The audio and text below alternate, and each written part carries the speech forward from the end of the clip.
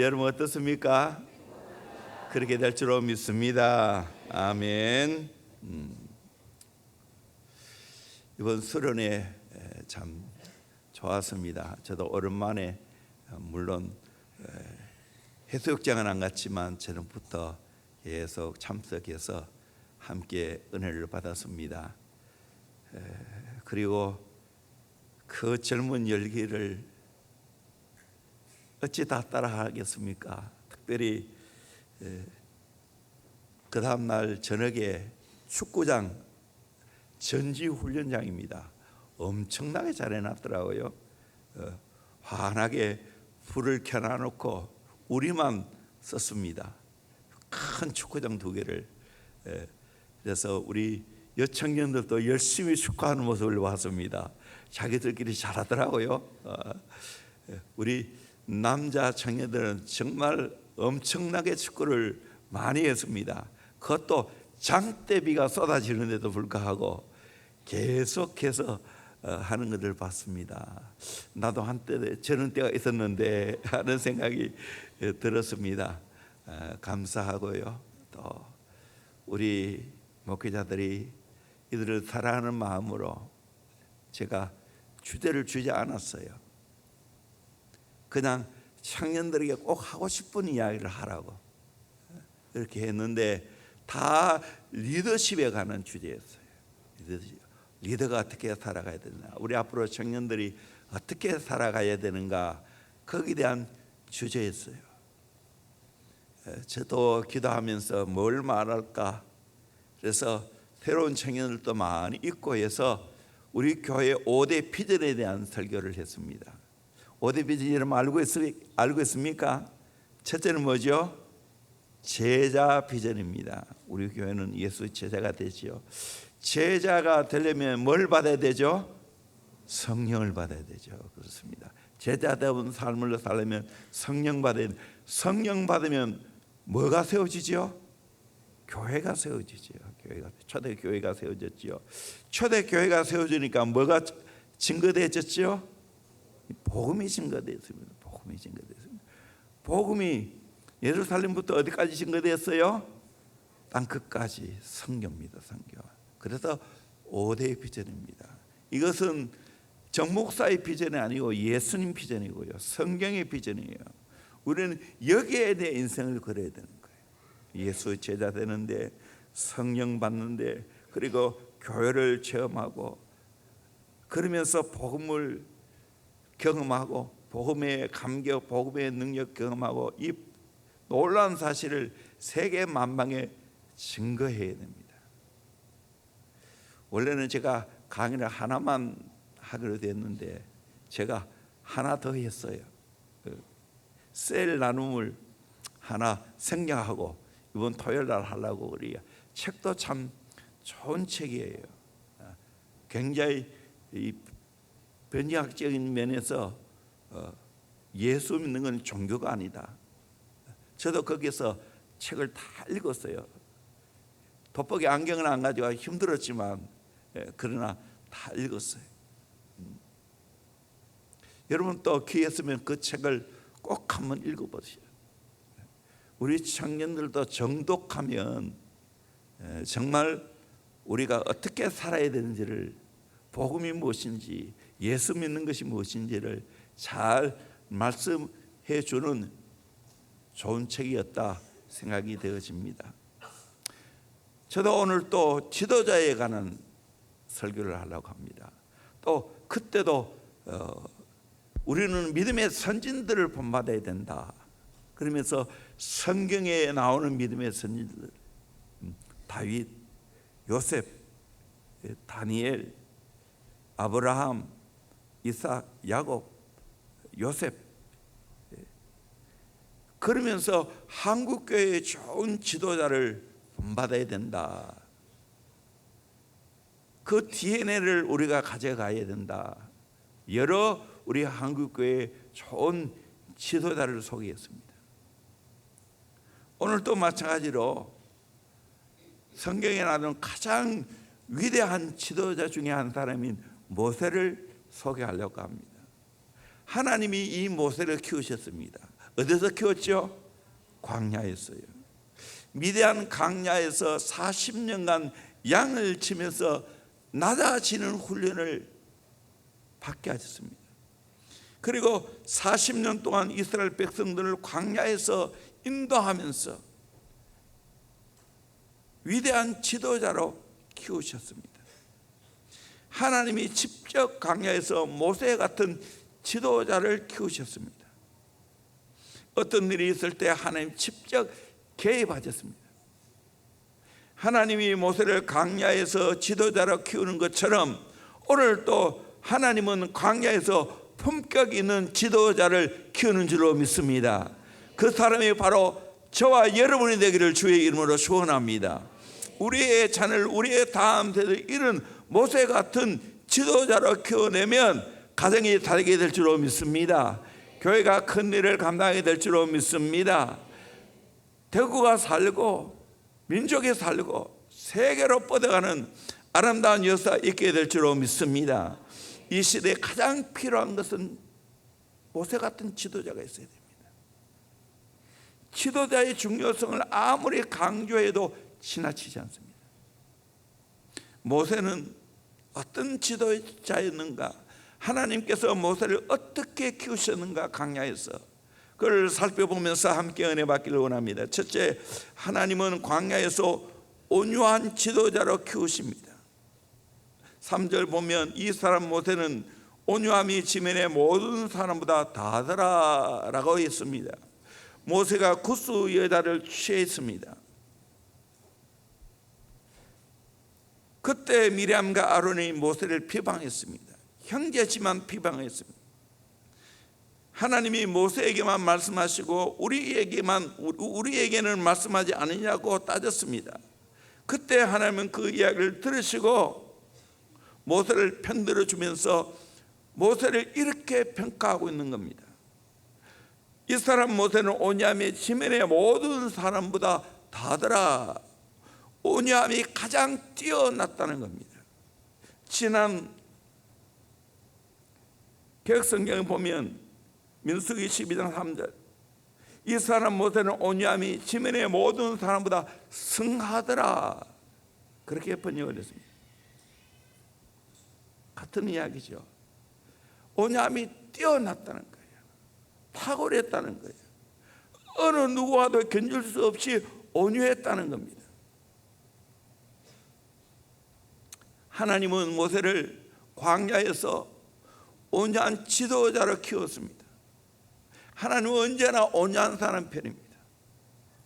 하나님은 언제나 온유한 사람과 동력하십니다. 온유는 우유부단이 아닙니다. 천성적으로 타고난 착한 사람이 아닙니다.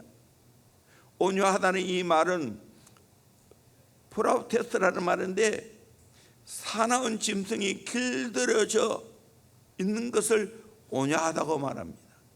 말이 잘 길들여져 있는 것, 온유한 거죠. 개가 잘 길들여진 거 온유하죠.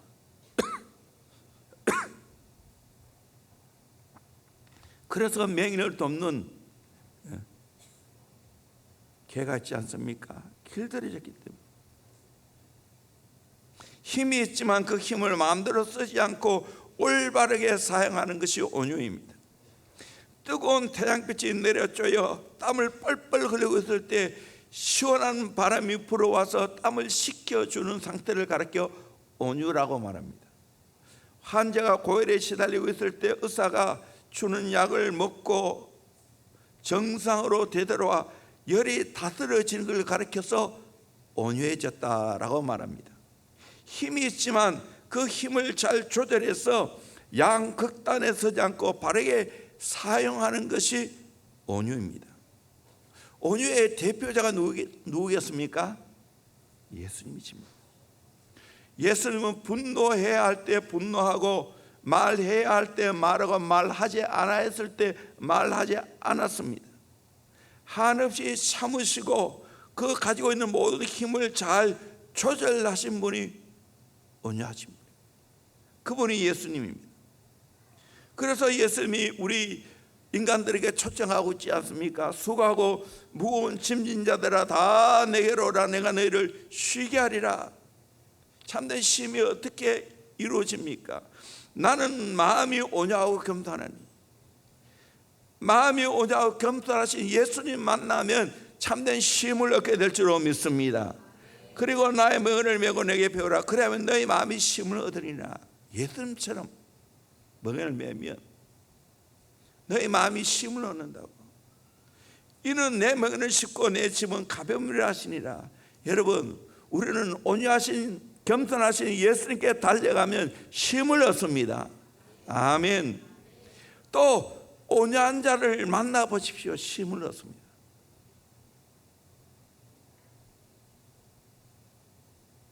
온유한 지도자를 만나보세요.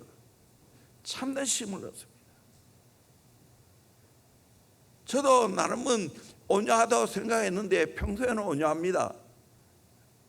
그러나 열받게 만들면, 오해하면, 부당하게 나를 대하면 욱하고 올라옵니다. 참 쉽지가 않습니다. 요즘은 더 나를 다스리는 데 힘을 씁니다. 성령님이 내 마음을 다스려달라고. 여러분, 저 얼굴 볼 때 온유하게 보입니까? 그 소리를 많이 들었어요.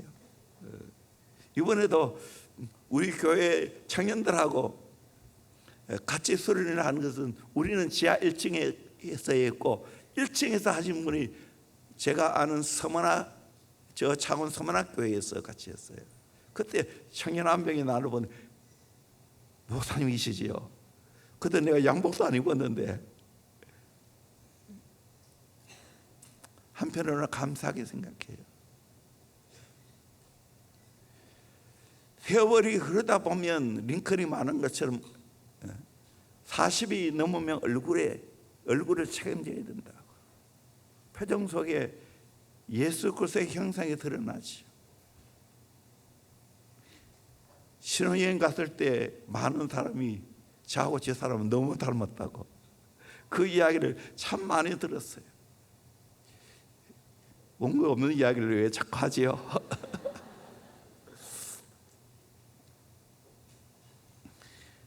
제가 말씀드리고 싶은 것은 예수님 닮아 온유해야 된다. 예수님 곁에서 가장 많은 것을 지켜본 수제자 베드로는 예수님을 향하여 어떻게 말했습니까? 우리 베드로전서 2장 22절 이하의 말씀을 같이 보도록 합니다. 시작. 그는 죄를 범하지 아니하시고 그 입에 거짓도 없으시며 욕을 당하시되 맞대어 욕하지 아니하시고 고난을 당하시되 위협하지 아니하시고 오직 공의로 심판하시는 이에게 부탁하시며 친히 나무에 달려 그 몸으로 우리 죄를 담당하셨으니 이는 우리로 죄에 대하여 죽고 의에 대하여 살게 하려 하심이라. 그가 채찍에 맞음으로 너희는 나음을 얻었나니 너희가 전에는 양과 같이 길을 잃었더니 이제는 너희 영혼의 목자와 감독 되신 이에게 돌아왔느니라. 아멘. 한마디로 말하면 예수님이 그 십자가 지는 것을 온유함으로 잘 감당했다는 거예요. 결국 이를 통해서 길 잃어버리는 사람들이 영혼의 목자이시고 감독이신 예수님께로 돌아왔다는 거예요. 온유하신 예수님께로 돌아왔다는 거예요. 여러분, 온유해 보세요. 돌아옵니다. 자녀들 부모가 온유함으로 받아들이면 자녀가 돌아옵니다. 우리 교회에 분위기가 온유한 분위기가 되어야 되는 거예요. 싸우면 안 됩니다. 목숨 걸고 싸우면 안 됩니다. 싸움 말려야 됩니다. 그래서 영락교회 한경림 목사님, 교회는 싸우기만 안 해도 교회가 부흥된다는 이야기가 있어요.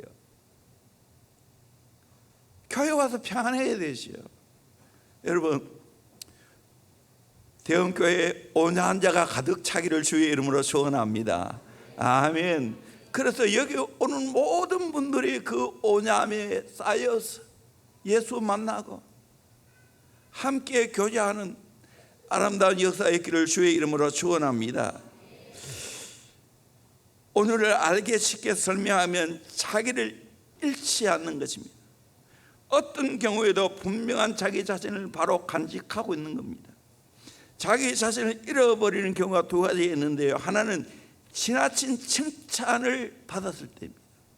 또 하나는 억울한 말을 들었을 때입니다. 그 사람 시험해 보려면 칭찬해 보면 안다고 합니다. 분수에 넘치는 칭찬을 듣고 우쭐대고 교만하는 사람은 별 볼 일 없는 사람입니다. 억울한 말을 듣고 뿔끈하고 화를 내는 걸 보면 그 사람 또 별 볼 일 없는 사람입니다. 칭찬을 들어도 억울한 말을 들어도 요동함이 없이 받아 넘기는 사람이 온유한 자입니다. 자기의 마음을 길들여진 자입니다. 온유함으로 길들여지기를 주의 이름으로 축원합니다. 이런 말이 있습니다. 지도자는 어떤 사람이 되어야 되는가? 모든 사람은 나를 오해할 권리가 있다. 그러나 나는 변명할 권리가 없다. 지도자는 오해를 받고 비판과 원성 들을 수밖에 없어요. 여러분, 대한민국에서 제일 비판과 원성을 듣는 사람이 누구죠? 윤 대통령 아니겠어요? 윤석열 대통령.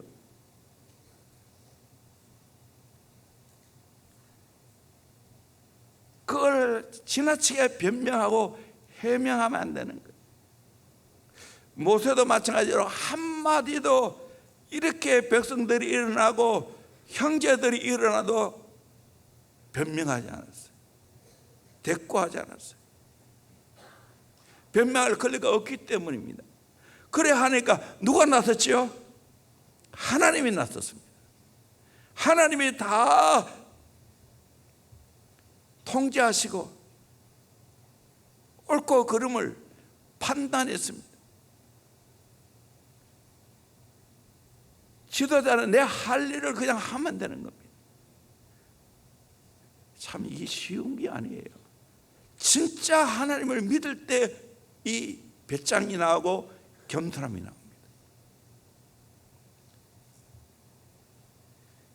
가장 겸손한 선지자 칼빈이라는 책을 보면 종교개혁자 칼빈이 이태리에서 스트라스버그로 가는 길에 그의 친구 하울레를 만나서 제네바에 만나기 위해 제네바에 잠시 들렸습니다. 그때 친구 하렐은 칼빈에게 제네바에서 함께 종교개혁을 하자고 했습니다. 하나님의 뜻인 줄 알고 열심히 살겠습니다. 그런데 3년 만에 제네바 시위에서 칼빈을 추방했습니다. 그때 칼빈은 원망도 불평도 하지 않고 떠나갔습니다. 그 후 3년 만에 제네바 시위에서 칼빈이 있어야 된다고, 그래야 종교개혁을 제대로 할 수 있다고 다시 초청을 했습니다. 보통 사람 같으면 쫓아낼 때 언제고 다시 오라고 할 때는 언제냐고 거부할 건데, 역겨워할 건데, 칼빈은 그러지 않았습니다. 다시 왔습니다. 아무 말 없이 왔습니다. 약해서가 아닙니다. 하나님의 뜻을 바로 알았기 때문입니다. 강한 가운데 온유함을 가졌기 때문입니다. 그 온유가 제네바 시를 변화시켰습니다. 종교개혁에 큰 공을 세웠습니다. 이 온유는 타고난 것이 아닙니다. 어떻게 온유해질 수 있습니까? 두 가지입니다. 첫째는 연단을 잘 받아야 됩니다. 수없는 고난으로 말미암은 데서 나오는 온유입니다. 모세도 우리가 아는 대로 처음부터 온유한 자 아닙니다. 불같은 성격을 가진 자입니다. 의협심이 강해서 동족이 애굽 사람이 학대에 받았을 때 그것을 못 넘기고 단숨에 애굽 사람을 쳐 죽였습니다. 이런 모세가 40년 동안 미디안 강야에서 썩어질 때 온유한 자가 됐습니다. 모세는 40년간 애굽의 최고의 학문을 다 배웠습니다. 그런 사람이 단조롭고 지루하기 그지없는 유목민 생활을 하니까 얼마나 답답했습니까? 1년도 2년도 아니고 10년도 아니고 40년간이나 자고 나면 눈 뜨면 양떼가 보이고 삭막한 강야밖에 없습니다. 푸른 하늘밖에 없습니다. 그런 가운데 이 모세는 연난받았습니다. 내 힘으로 할 수 있는 게 없구나. 하나님 의지해야 되는구나. 낮의 더위와 밤의 추위를 견뎌했습니다. 이 모든 강야 학교에서 40년간 훈련하는 것이 모세를 온유한 사람으로 만들었습니다. 그런 의미에서 온유해지려면 강야 학교를 통과해야 됩니다. 저도 이런 강야 학교를 꽤 많이 통과했습니다. 물질적인 강야, 인간관계의 강야, 멸시, 오해, 나다짐, 뒤틀림, 이 모든 것들을 받아냈을 때 내 마음을 다스리게 되었습니다. 저는 요즘 저 자신을 바라보면서 또 노회장으로서 노회를 이끌어가면서 내가 더 배워야 할 것은 온유합니다. 온유하지 않고는 사람의 마음을 얻을 수가 없구나 깨달았어요. 작정해서 더 온유해지기를. 그렇지 않고는 마음을 얻을 수가 없다는 것, 하나 만들 수 없다는 것을 처절하게 깨닫고 있습니다. 작은 가정에도 마찬가지입니다. 우리 가정인 남편들이 온유함으로 무장해야 돼요. 뭐 아내도 마찬가지죠. 온유해야 됩니다. 여러 가지 이런 일 저런 일을 겪으면서 내 힘으로 할 수 없고 전적으로 하나님만이 할 수 있다는 것을 깨달을 때 내 마음이 하나님께 다스려지는 거예요. 하나님께 맡겨지는 거예요. 두 번째로 성령의 다스림을 받아야 됩니다. 성령의 열매 중에 하나가 온유입니다. 오직 성령의 열매는 사랑과 희락과 화평과 오래 참음과 자비와 양선과 충성과 온유와 절제는 이 같은 것을 금지할 법이 없느니라. 금지할 능력이 없다는 거예요. 이 9가지는 다 같이 나온 거죠. 성령의 역사로 순종할 때 사랑, 희락, 화평, 온유까지 다 나오는 거예요. 결국에는 내가 온유하려면 성령의 다스림을 받아야 될 줄로 믿습니다. 아멘. 에스겔서 36장 26절 얼마 전에 제가 설교했지요. 또 새 영을 너희 속에 두고 새 마음을 너희에게 주되 너희 육신에서 굳은 마음을 제거하고 부드러운 마음을 줄 것이며, 성령이 부드러운 마음을 주어서 어떻게 됩니까? 27절 또 내 영을 너희 속에 두어 너희로 내 윤례를 행하게 하리니 너희가 내 규례를 지켜 행할지라. 여러분, 하나님 말씀대로 살려면 어떻게 해야 됩니까? 성령의 다스림을 받아야 돼요. 굳은 마음이 제거되고 부드러운 마음이 될 때 하나님 말씀 순종하는 것이 너무나 쉽게 될 줄로 믿습니다. 왜 하나님 말씀에 대해서 순종이 안 됩니까? 성경 그대로요. 내 마음이 굳어 있어요. 내 생각으로 고정되어 있어요. 그러니까 순종할 마음이 없는 거예요. 성령께서 내 마음을 부드러운 마음으로 되어서 겸손한 마음으로 되어서 낮아진 마음으로 되어져서 저절로 하나님 말씀이 너무 좋고 옳은 말이기 때문에 기쁨으로 쉽게 순종하게 될 줄로 믿습니다. 잘 성령께 길들여지기를 주의 이름으로 축원합니다. 말랑강이 같은 나지만 성령이 오셔서 내 마음을 잘 길들여서 온유하게 만들어 주실 줄로 믿습니다. 이렇게 온유하면 하나님의 축복이 넘쳐나게 될 줄로 믿습니다. 마태복음 5장 5절에도 온유한 자는 복이 있나니 그들이 땅을 기업으로 받을 것이며, 온유한 자가 복이 있다고 해요. 땅을 기업으로 받는다고, 많은 사람을 얻게 된다고. 땅을 차지하는 누구입니까? 온유한 자라는 거예요. 10편 37편 11절에도 그러나 온유한 자는 땅을 차지하며 풍성한 화평으로 즐거워하리로다. 온유하면 땅을 차지하고 풍성한 화평으로 즐거워한다는 거예요. 온유한 마음에 화평이 이루어지는 거예요. 제가 아프리카 케냐에 사파리를 한 적이 있습니다. 그날 선교사님하고 집차를 타고 이곳저곳을 돌아다닙니다. 그때 아주 사나운 사자 찾아다닙니다. 그런데 사자 찾기가 쉽지 않아요. 그래서 같이 사파리 하는 사람들이 사자 저기 있다고 신호합니다. 그래서 찾아갑니다.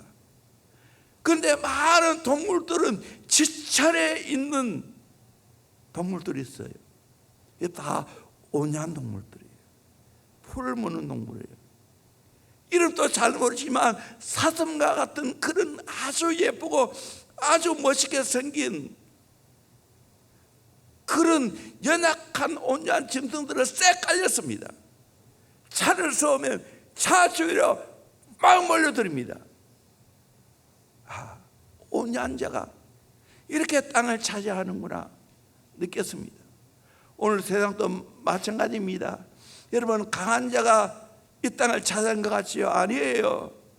온유한 자가 차지합니다. 온유한 자가 사람을 얻게 될 줄로 믿습니다. 온유하시기를 주의 이름으로 축원합니다. 강야를 통과하면서 성령께 잘 길들여져서 온유한 자 되기를 주의 이름으로 축원합니다. 두 번째로, 하나님은 광야에서 충동된 사람을 키웁니다. 7절에 내 종 모세와는 그렇지 않으니 그는 내 온 집에 충성함이라. 하나님이 직접 강림하셔서 장막문에 서서 아론과 미리암을 부르셨고 그들 앞에 나왔습니다. 하나님이 모세를 향하여 변호하기를 그는 내 온 집에 충성함이라. 내 온 집을 다 충성했다는 거예요. 이스라엘 백성들을 이끌어갔다는 겁니다. 충성된 마음으로 이끌어갔다는 거예요. 히브리어로 충성이라는 이 말 아만이라고 합니다. 아만이라는 말은 어떤 곳에는 충성으로 번역했고 어떤 곳에는 믿음으로 번역했습니다. 같은 이야기예요. 믿음이 있어야 충성이 있죠. 하나님 잘 믿어야 내가 하나님께 충성하지요. 사람을 향해 믿음이 있어야 그 사람에게 충성합니다. 믿음이 없는데 그 사람 의심이 되는데 그 사람에게 충성하겠어요? 그런 바보 같은 사람은 없어요. 모세는 철저하게 하나님을 믿었기에 하나님의 온 집에 충성했다고 말합니다. 신약에도 충성이라는 이 말을 피스티스라는 말인데 페스폴리스, 신실하다, 믿음직스럽다는 말입니다. 히브리서는 이 모세는 하나님의 온 집에 종으로서 산으로 충성했다고 말합니다. 히브리서 3장 5절에 또한 모세는 장래에 말하는 것을 증언하기 위해 하나님의 온 집에서 종으로서 신실하였고 산으로 종으로 신실하게 충성했다는 거예요. 히브리서 3장 6절에는 그리스도는 하나님의 집을 맡은 아들로서 그와 같이 하였으니 하나님의 아들로서 하나님께 충성했습니다. 예수님이. 그러나 모세는 종으로서 충성을 다했습니다. 저와 여러분들은 하나님의 집에 모세와 같이 예수님처럼 충성되기를 주의 이름으로 축원합니다. 대원교회 시대적인 사명이 있습니다. 충성으로 감당하기를 주의 이름으로 축원합니다. 교회는 별로 크지 않지만 맡겨준 일이 많아요. 하는 일이 많아요. 우리 목자 목녀들 영혼 사역하고 있지 않습니까? 열심히 잘하고 있어요. 제가 어떤 모임에서 계속해서 우리 평신도 영혼 사역자로 교회 된다는 말을 해서 그럼 목사님 영혼 사역이 뭐예요? 물어봤어요. 작은 예수라고, 작은 목자라고, 목사와 같이 평신들이 그 영혼을 맡아서 헌신한다고. 그걸 더 잘 알려면 옥하는 목사님 쓰신 평신도를 깨운다 책을 읽어보라고. 또 하나는 새로 이제 오정현 목사님이 쓴 온전론 책을 읽어보라고 내가 이야기했어요. 여러분, 대원교회 시대적인 사명이 있는 줄로 믿습니다. 충성되게 내 일을 감당하기를 주의 이름으로 축원합니다.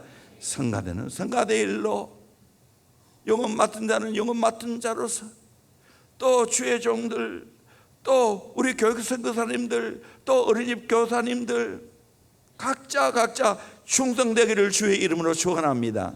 하나님이 찾으신 사람은 어떤 사람입니까? 10편 101편 6절을 보니까 내 눈이 이 땅에 충성된 자를 살펴 나와 함께 살게 하려니, 충성된 자를 살펴 나와 함께, 하나님과 함께 살게 하겠다고. 완전한 길에 행하는 자가 나를 따르리로다.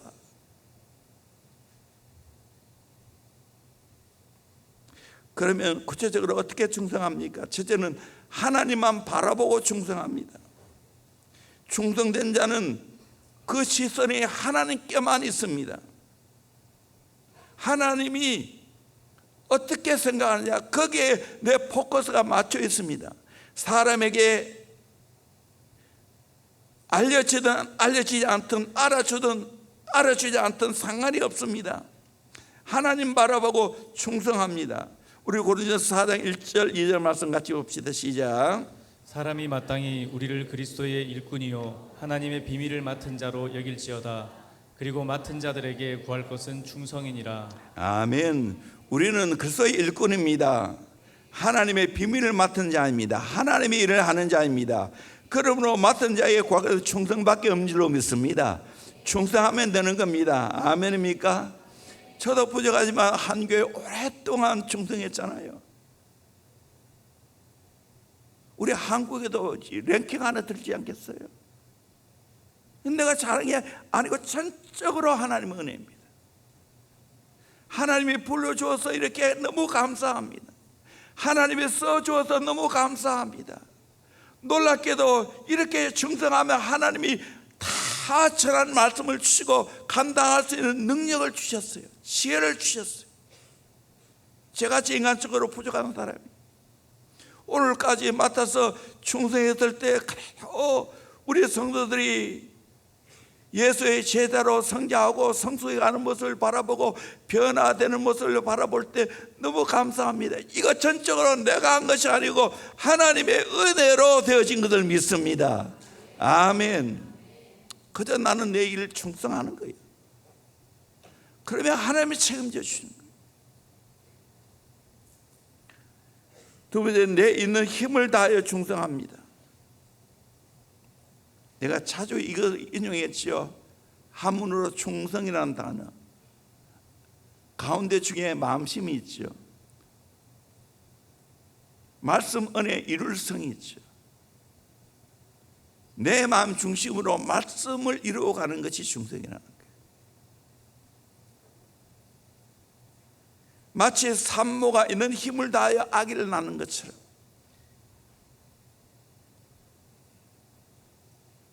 그래서 젖 먹을 때 젖 먹은 힘까지 다 써야 아기가 나온다는 말이 있지 않습니까? 온 힘을 다하여 충성하는 거예요. 설렁설렁이 하는 거예요. 세 번째, 처음부터 끝까지 충성합니다. 한 번 맡겨주면 끝까지 충성하는 거예요. 시간과 환경을 초월해서. 모세는 왕자의 자리에 떨어져 양치기가 되었을 때 양떼를 잘 보며 충성을 했습니다. 하나님은 이 모세의 모습을 봤습니다. 다윗도 마찬가지입니다. 열심히 양떼를 잘 쳤습니다. 그랬을 때 하나님이 골라 뽑았다고 했습니다. 하나님이 선택했다고 했습니다. 그래서 백성들의 왕으로 다윗을 세웠습니다. 다윗은 온전함으로,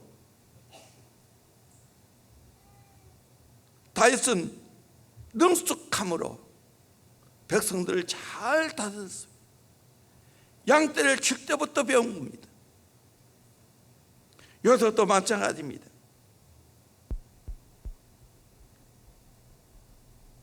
가정에서 자녀로 부모에게 충성을 다했고 애굽에서 보디발의 가정에 종으로 주인에게 충성을 다했고, 감옥에서는 제수로 간수에 충성을 다했고, 국무총리로서 나라에 충성을 다했습니다.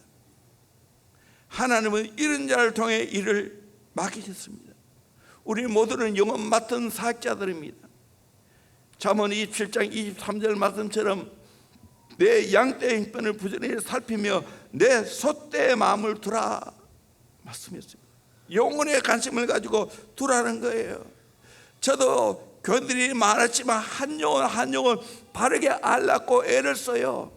아마 제가 전체적으로 보면 제일 잘 알겠어요, 우리 성도들의 상태를. 그러나 젊은이는 아직까지 내가 옛날처럼 많이 간여하지 않기 때문에 잘 모릅니다. 이번에 가서도 자꾸 물었어요. 저 자매는 누구예요? 저 형제는 누구예요? 몇 사람 물었어요. 새 가족이 와 있기 때문에. 그러면 누구라고, 누구 동생이라고 등등 이야기를 해줬어요. 관심을 갖는 거예요. 요한계시록 2장 10절, 내가 죽도록 충성하라. 그러면 내가 생명의 간을 내게 주리라. 바울도 언제나 이 마음을 가지고 일했습니다. 디모데전서 1장 12절에 나를 능하게 하신 그리스도 예수 우리 주께 내가 감사함은 나를 충성되이 여겨 내게 직분을 맡기심이니. 충성되이 여겨 내게 직분을 맡기셨다. 그러므로 여러분, 하나님이 내게 맡겨준 일이라면 충성밖에 없는 줄로 믿습니다. 끝까지 하는 것밖에 없습니다. 어떻게 여러분 하나님께 대항하겠어요? 또 정보사 맡긴 일도 아니에요. 하나님 맡기셨어요. 그러므로 하나님 바라보고 충성하기를 주의 이름으로 축원합니다. 모세는 하나님의 종으로 충성했어요. 백성들을 이끌어 가는데, 가나안까지 인도하는데 하나님이 이 모세는 충성을 다했다고 말했어요. 충성되이 일했다고 했어요. 하나님이 변호해 주었어요. 하나님이 변호해 줄 만큼 충성되기를 주의 이름으로 축원합니다. 그게 진짜 지도자예요. 여러분, 사람에게 자꾸 이 백성들의 지금 지도자는 누구를 바라보고 지도하지요? 대통령 누구 바라보고 정치하지요? 누구 바라보고 해요? 백성들. 그래서 항상 백성을 두루 그 말도 많지만 우리는 거기에 한 단계 넘어가는 거예요. 누구 바라보고 이래요? 하나님. 아멘. 여러분, 하나님 바라보고 충성하기를 주의 이름으로 축원합니다. 저는 하나님 바라보고 해요. 사실 여러분 크게 내가 눈치 안 봐요. 하나님 눈치 봐요. 하나님 앞에 내가 어떻게 하는지. 또 사실 대통령으로 뽑힌 사람도 마찬가지예요. 백성만 생각하면 망하게 돼 있어요. 한 단계 그것도 해야 되지만 하나님의 눈치를 봐야 될 줄로 믿습니다. 왕을 세우는 능력은 물론 백성들이 선거하지만 세우는 분은 하나님이 세우는 줄로 믿습니다. 아멘. 꼭 기억하시기를 주의 이름으로 축원합니다. 세상의 리더십은 백성이 왕이에요. 백성의 눈치를 보고 백성을 위하라 합니다. 그러나 우리는 거기에 한 단계 그것도 해야 되지만 하나님 바라보고 해야 될 줄로 믿습니다. 아멘. 이것이 다른 거예요. 이것이 다른 거예요. 저는 항상 하나님 어떻게 생각하느냐, 그걸 제일 먼저 생각합니다. 세 번째로, 하나님은 광야에서 사랑으로 기도하는 지도자를 키웁니다. 아론과 미리암은 모세가 구수 여자를 취한 걸 보고 지도자는 형제지만 모세를 원망했습니다. 그것은 곧 하나님을 향한 원망이었습니다. 하나님은 모세를 변호하시고 그를 향하여 진노하였습니다. 너희들이 잘못됐다 하고 증표를 보여주었습니다. 그것이 9절에서 12절까지 말씀입니다. 같이 보겠습니다. 시작. 여호와께서 그들을 향하여 진노하시고 떠나심에 구름이 장막 위에서 떠나갔고 미리암은 나병에 걸려 눈과 같더라. 아론이 미리암을 본즉 나병에 걸렸는지라. 아론이 이에 모세에게 이르되 슬프도다 내 주여 우리가 어리석은 일을 하여 죄를 지었으나 청하건대 그 벌을 우리에게 돌리지 마소서. 그가 살이 반이나 썩어 모태로부터 죽어서 나온 자 같이 되지 않게 하소서. 아멘. 형제지만 지도자인 모세를 원망하다가 사실 형이고 누나입니다. 그런데 어떻게 되었습니까? 그 누나 미리암이 나병에 걸렸어요. 살이 반을 썩고 희게 되었습니다. 흉측하게 되었습니다.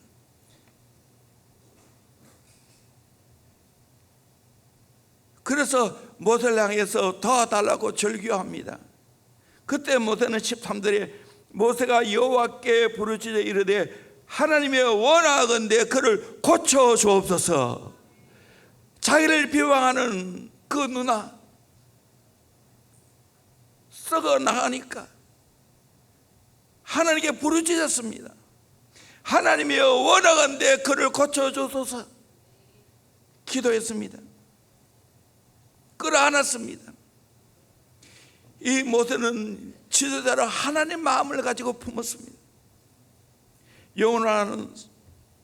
영혼을 향한 사랑과 중보의 마음을 볼 수가 있습니다. 광야에서 하나님과 동경한 사람은 모든 사람을 포용하고 사랑할 수 있습니다. 품을 수가 있습니다. 아무리 나를 대적하고 비방해도 그를 사랑으로 포용하고 기도합니다. 이 넓은 사람이에요. 우리는 이런 마음을 가져야 되는 거예요.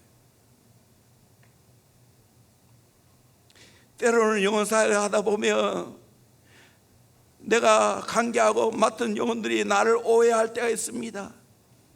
비방할 때도 있습니다. 때로는 나를 대적하고 떠나갈 때가 있습니다. 그때도 어떻게 해야 됩니까? 주여 불쌍히 여겨 주시옵소서. 그를 긍휼히 여겨 주시옵소서. 고쳐 주옵소서. 기도해야 될 줄로 믿습니다. 이것이 우리가 해야 할 일입니다. 이 큰 사람입니다.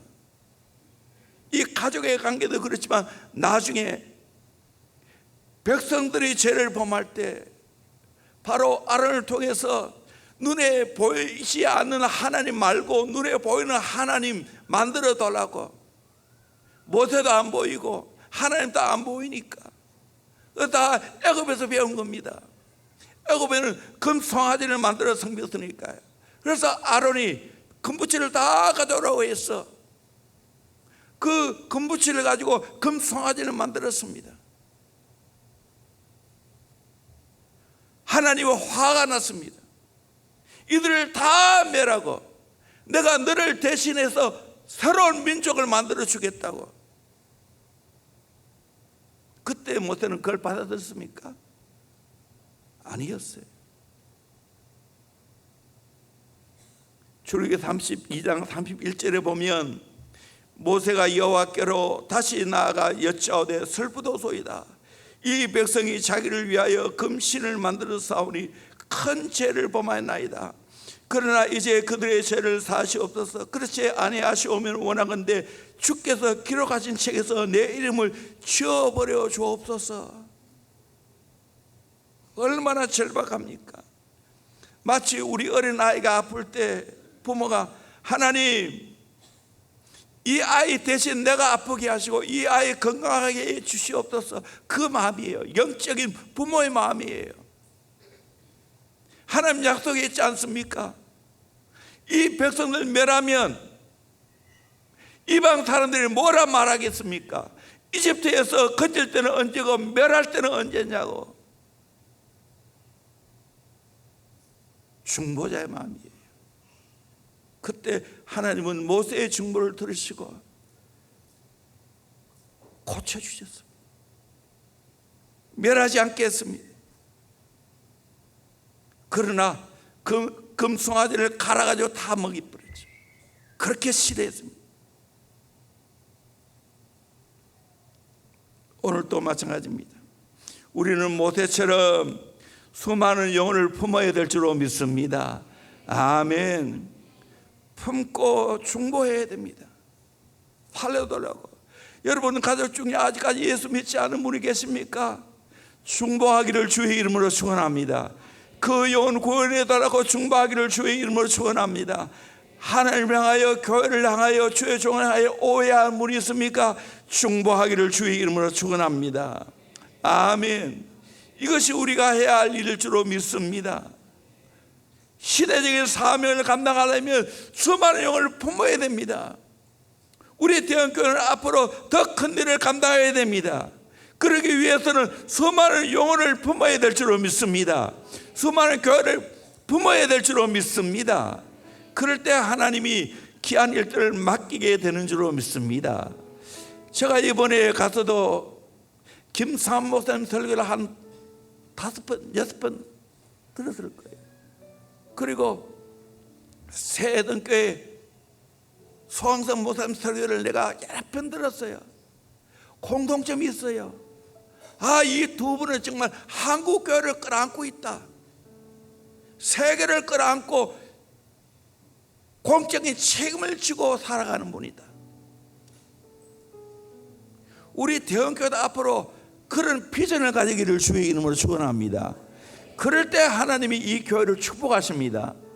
부흥케 하십니다. 사명을 감당케 하십니다. 그런데 이 모세는 하나님과 깊은 관계를 맺은 사람이었어요. 민수기 12장 8절 말씀 같이 보도록 합니다. 시작.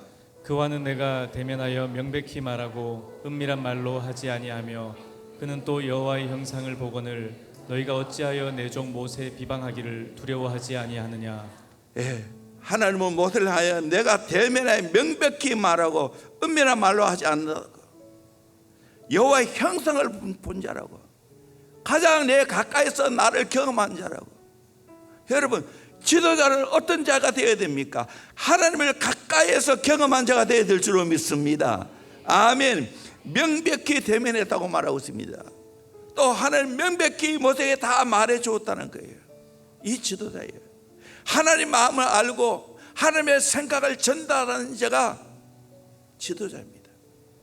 누가 지도자입니까? 하나님 마음을 제일 잘 아는 사람, 하나님께 날마다 대면하여 말하는 사람, 교통하는 사람. 하나님이 이렇게 말해 주지 않습니까? 이 사람을 함부로 대하지 말라고.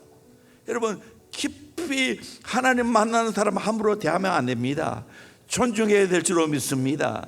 아멘. 그 말을 귀하게 얘기해야 될 줄로 믿습니다. 마지막으로 사도 바울도 어떻게 영을 품었는지 로마서 9장 1절에서 3절까지 말씀 같이 봅시다. 시작. 내가 그리스도 안에서 참말을 하고 거짓말을 아니하노라. 나에게 큰 근심이 있는 것과 마음에 그치지 않는 고통이 있는 것을 내 양심이 성령 안에서 나와 더불어 증언하노니 나의 형제 곧 고륙의 친척을 위하여 내 자신이 저주를 받아 그리스도에게서 끊어질지라도 원하는 바로라. 아멘. 정말 예수 믿지 않은 그 동족 이스라엘 사람들, 하나님을 믿고 예수를 모르는 그 사람을 향해서 탄식하고 고통하면서 내 자신을 저주를 받아 그리스도에 끊어질지라도 나는 그 사람 예수 믿기를 원한다고 고백한 것처럼, 정말 우리는 영적인 지도자라면 수많은 영혼을 끌어안아야 될 줄로 믿습니다. 그들 구원시켜달라고 기도해야 될 줄로 믿습니다. 그들 고쳐달라고 기도해야 될 줄로 믿습니다. 그것이 영적인 지도자입니다. 아무쪼록 저와 여러분들도 이런 복된 삶을 살아가기를 주의 이름으로 축원합니다. 하나님이 인정해 주신 자, 하나님이 온유한 자라고, 하나님이 충성된 자라고, 하나님과 깊이 대면한 자라고. 그래서 영혼을 품고 기도하는 이 모세의 모습, 저와 여러분들도 이런 모세 같은 지도자가 되기를 주의 이름으로 축원합니다. 하나님이 인정하신 지도자가 되기를 주의 이름으로 축원합니다. 찬양합니다. 하나님의 부르심.